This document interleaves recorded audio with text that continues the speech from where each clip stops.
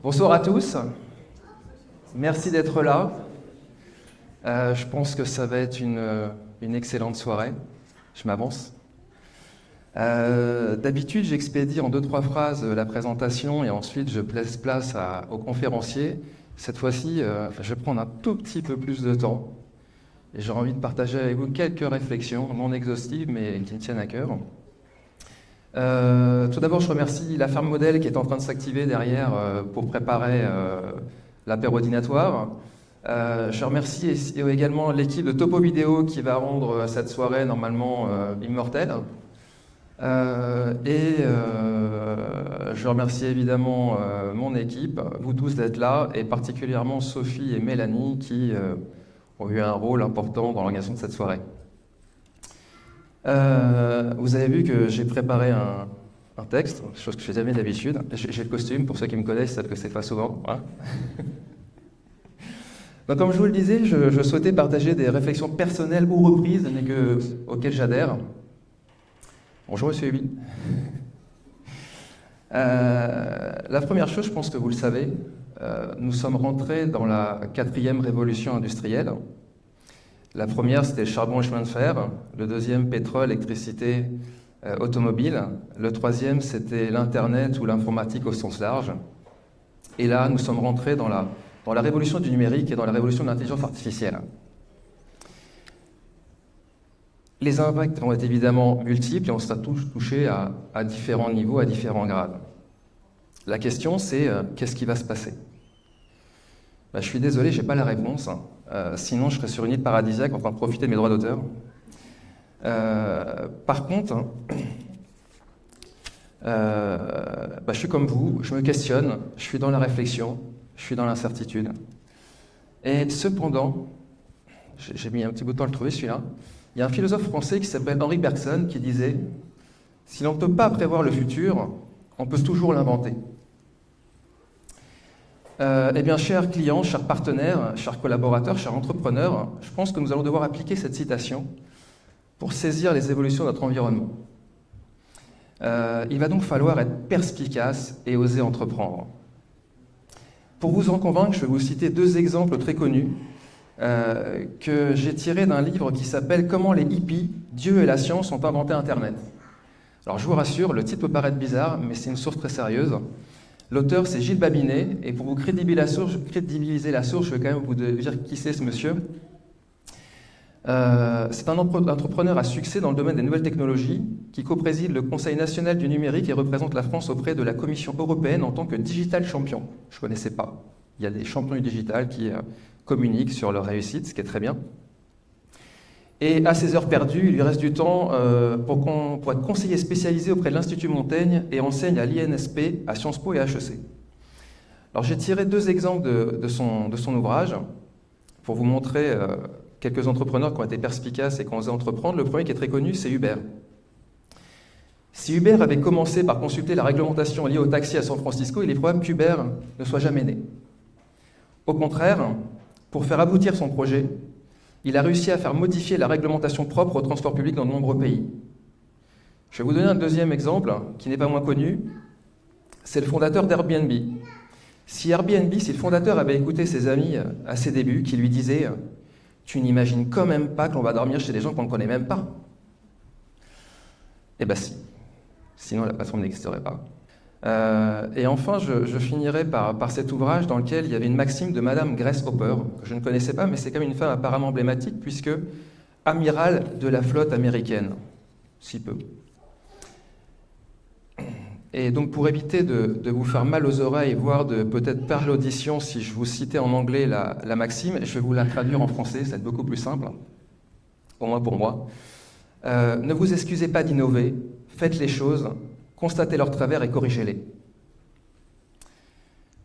Une fois qu'on a dit cela, dans cet environnement dans lequel on est, il y a des opportunités qu'il va falloir saisir, et notamment des technologies du numérique qui nous permettent de collaborer à l'échelle mondiale et donc des perspectives inégalées d'échange de valeurs.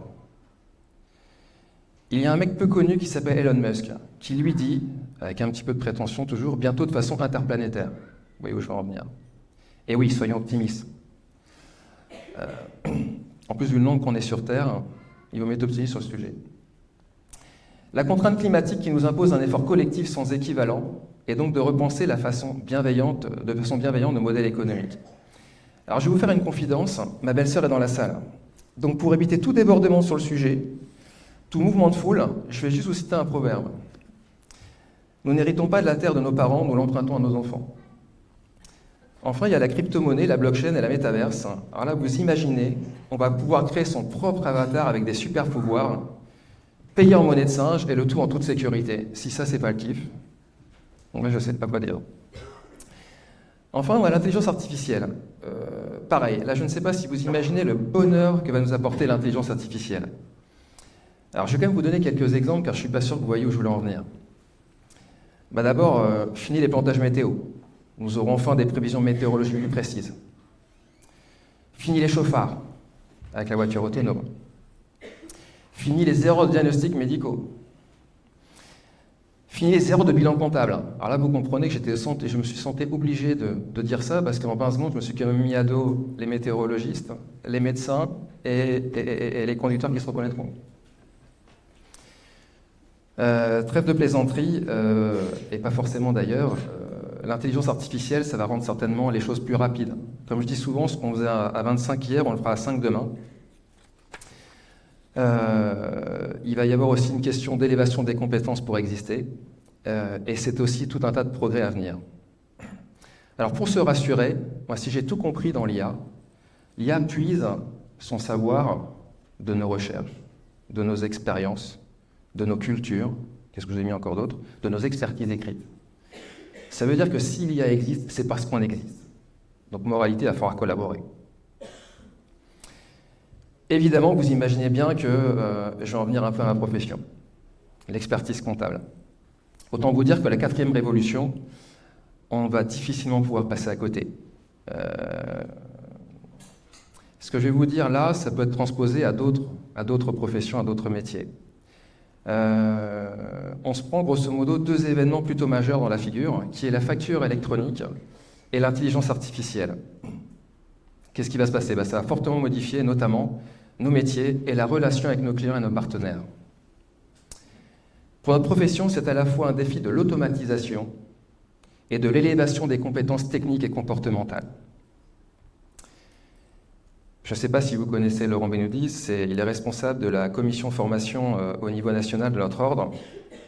Et il dit les choses suivantes que je partage totalement. Il faut bien comprendre que la facture électronique et l'intelligence artificielle, c'est la fin d'une grande partie de nos échanges avec les administrations, avec l'État. Ça veut dire quoi ? Qu'est-ce que ça signifie ? Ça signifie que notre accompagnement demain va principalement se tourner vers nos clients de façon récurrente et ponctuelle. Mais qu'est-ce que cela signifie ? Des besoins différents de nos clients, donc des demandes différentes, donc une relation et des échanges différents, donc le développement de nouvelles missions, donc des compétences différentes, donc un budget formation qui explose, non pas des formations à la demande, et trop souvent sans lendemain, mais des plans de formation construits sur plusieurs années au service d'une stratégie, au service des ambitions du cabinet. Donc que les collaborateurs adoptent une posture différente, un clin d'œil à mon équipe. Donc une même profession, mais un métier totalement différent. Qu'entend-on par nouvelle mission, nouvelle attente ? Je ne vous répondrai pas à cette question-là, car ici, ce n'est pas le lieu de faire du marketing pour le cabinet. En revanche, j'en suis convaincu, je considère que tous ces changements sont autant d'opportunités à saisir. Et c'est avec un optimisme débordant sur l'avenir que je vous propose d'accueillir le meilleur conférencier interplanétaire sur l'optimisme. Je suis comme vous, je ne connais pas le programme, mais une chose est sûre, il y aura un avant et un après. Je vous demande d'applaudir chaudement M. Jean-Philippe Ackermann.